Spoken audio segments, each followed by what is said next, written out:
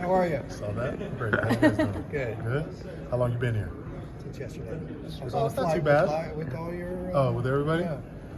Okay. Wasn't too bad. Not too bad. How'd you feel about your opening statement and how? I mean, from our perspective, pretty smooth. Would you say grand slam or home run? I mean, all the same result goes over the fence. I got 3 players here, so I'm going to put them on basis. Okay, there you go.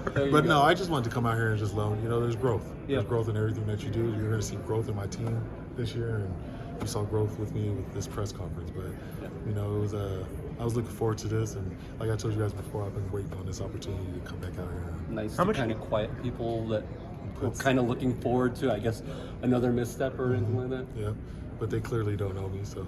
How much do you think you grew as a coach from game one to the last game of the season last year? Almost definitely a lot. Because you're learning on the run. It's your first time being a head coach, you're learning on the run. Just like my first time being a running back coach, I was learning on the run.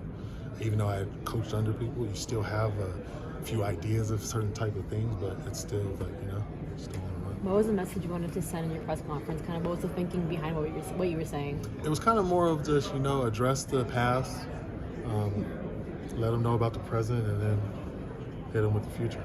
I think I kind of did that. Just as far as the kind of quiet moves made in the offseason, as far as the behind-the-scenes staff, new GM Kari Darlington, I believe he was a scout with the Panthers. So I'm assuming that's where the relationship. I guess what went into some of those changes? Salary cap.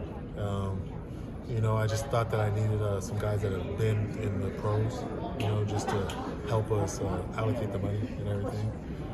We brought in Stephen Price, also, who was a scout with Minnesota in the front office and everything. But those 2 guys together have probably 24 plus years in the front office, and I just think that can help us in the future, just going on and making sure that we allocate the money the right way. And what changes with Butler and Chris Carter? Chris Carter is taking another role, more admin, so helping with academics and day-to-day stuff with the players. Butler is more of a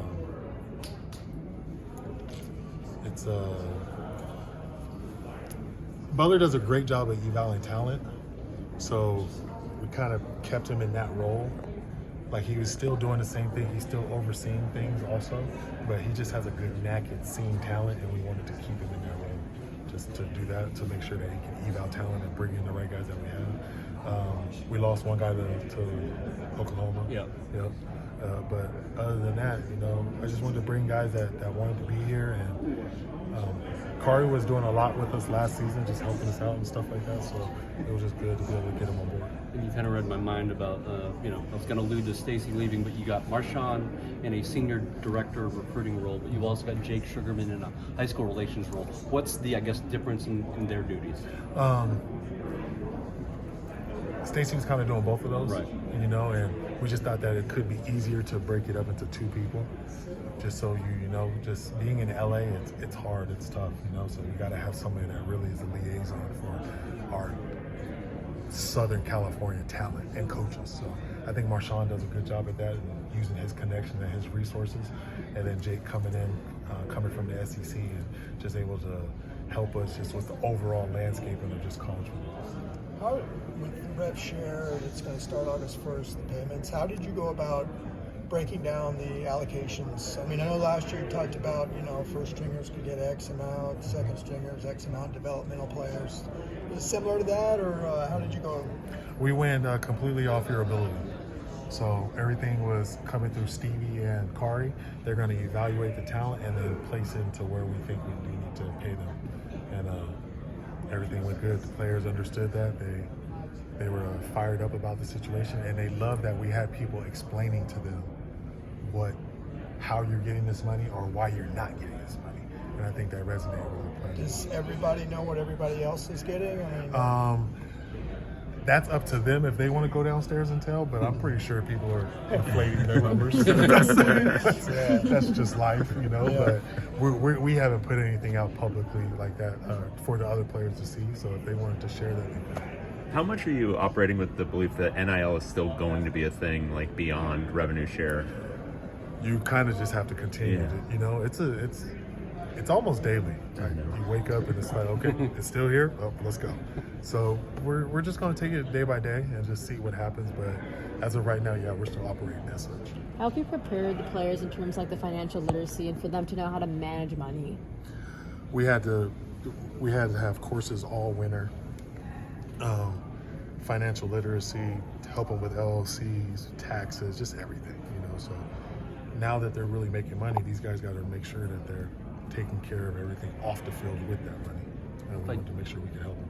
If I did the count right when I was going through the roster that was released this morning, looks like you are at 105, but there's also one player out there who's filed a lawsuit against the NCAA, Caden Robinson. If he were to get his injunction granted, would that mean somebody would have to come off the roster to keep you at 105? No, because he was coming before the ruling. So he'd be grandfathered? Yes, he'd be grandfathered, yes. Interesting. I guess, is there an update or anything you can even say about that? No, there's not much I can say. We're just waiting on the hearing, I guess. Right. But you would welcome him? Yes, most definitely. Okay. Yes. You guys got to do training camp off campus. Yes. Can you talk a little bit about that? And I just love after playing in NFL, I love the way that we came together during training camp. And then being with Coach Moore and him doing that also, it resonated with me like, yeah, this is what we need to do. So I wanted to get back to that. Last season, we weren't able to practice off-site, but I had them stay off-site just so they could eat dinner, lunches, and everything together. And now since we can all be in Costa Mesa together, I think it's just a good thing for this team to grow, especially with so many new people. With this new era of football, 50%. So you got to find a way to get them to come together, and this is a perfect opportunity. how long will you all be down there? Till the little over 16 days, 17 days, 15 days. Okay. And then when you come back, I've heard that the field's not going to be ready, so you're going to have to do like in a real field, Drake Stadium, or are you going to do that? It just depends. Okay. Because I haven't heard that it's not going to be ready yet, so that's going to. Okay. After a season, at the helm. After a season at the helm of this program, you're always going to be kind of grounded in discipline, respect, enthusiasm. Is there something new or different you want to bring to your coaching philosophy, and that you have a season in the books? Something new. I think it's more of just coaching all together. One thing I want to do is make sure that I'm visible to both sides of the team, offense and defense, not just offense.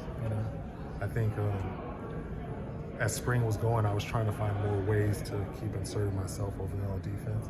But other than that, I think if we can continue to embody these pillars, we should be okay. And you kind of touched on it in your press conference. Obviously, you can't talk about specifics of your 2026 recruiting class, but generated quite a bit of buzz in June. Just what was that like seeing, the I guess the vision you had, that coast-to-coast vision start to, actually come to fruition?